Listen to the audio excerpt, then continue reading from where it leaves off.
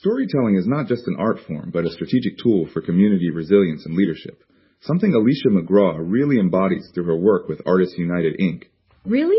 I mean, I always thought storytelling is more personal or maybe cultural, but strategic. That's an interesting angle. Yeah, it's kind of a game changer when you think about it. In times when cultural heritage and community cohesion are under pressure, storytelling becomes a way to sustain and empower local communities, especially through nonprofit arts organizations like Artists United. That makes sense. So by the end of this, listeners will get how Alicia's unique background and the programming at Artists United show the evolving role of storytelling and arts leadership in community development. Exactly. Alicia Ellie McGraw is a multidisciplinary artist, writer, and community advocate, originally from Danville, Virginia, now active in Hampton's art scene. What's fascinating is her career path. She served in the U.S. Navy, then moved into public service and community development, earned a Bachelor of Science in Business with a minor in technical writing, and later completed a Master of Fine Arts from Full Sail University. That's quite a blend. Military discipline, technical communication, and creative arts.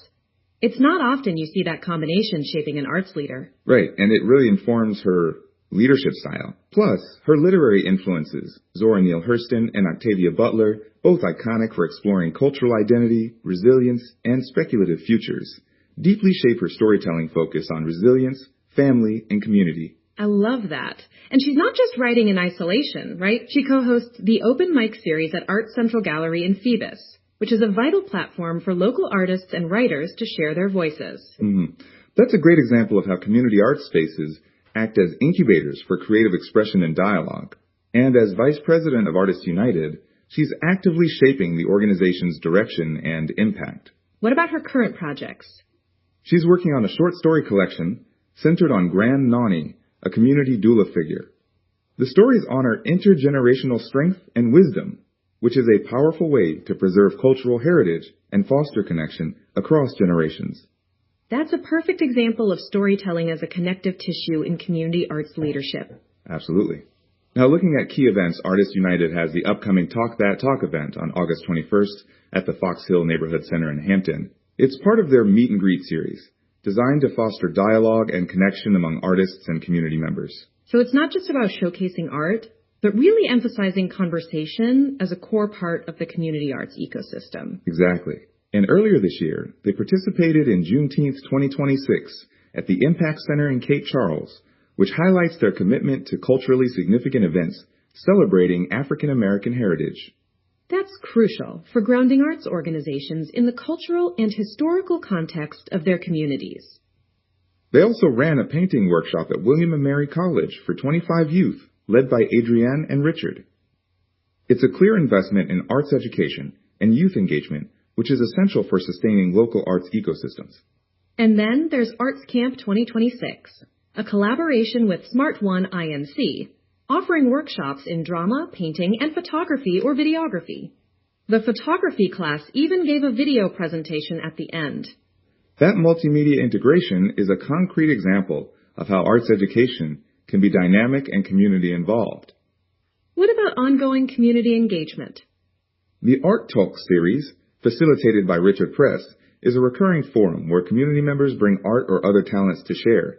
It alternates between Art Central and The Studio in Hampton, creating accessible, decentralized spaces for engagement. That kind of peer learning and open dialogue is vital for building a resilient arts community. Definitely. And Artists United is actively recruiting visual and performing artists from Hampton to join their network. They're using mail, phone, email, website, and social media outreach to lower barriers for participation.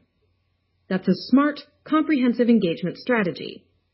Plus, being a 501 nonprofit means donations are tax-deductible, which helps with sustainability.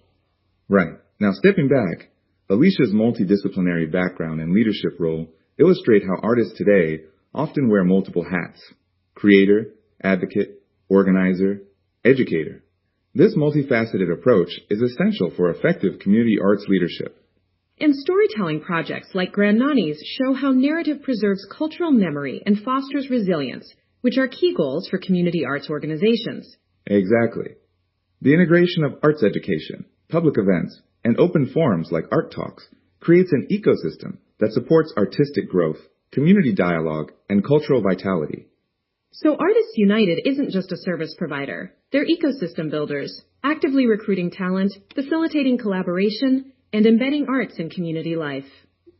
That's the big picture. By looking at Alicia's work in Artists United's programming, we see how storytelling and multidisciplinary arts leadership can drive community resilience and cultural preservation. For arts professionals and community developers, it's a reminder that integrating creative expression with strategic community engagement builds sustainable, vibrant, local arts ecosystems. Exactly. And hopefully, listeners come away with a deeper appreciation of how nonprofit arts organizations can leverage storytelling and diverse programming to empower communities and nurture the next generation of artists and leaders. Yeah, it's a compelling model. One that shows the real power of arts leadership beyond just creating art, but shaping community futures. Well said.